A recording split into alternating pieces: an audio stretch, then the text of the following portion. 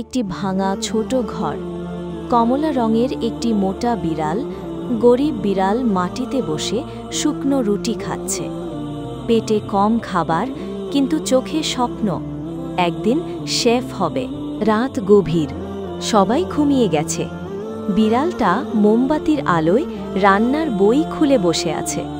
কখনো নোট নিচ্ছে, কখনো ভিডিও দেখে শিখছে। প্রথম রান্না পুড়ে গেল, দ্বিতীয়টাও খারাপ, তৃতীয়বারের লবণ বেশি।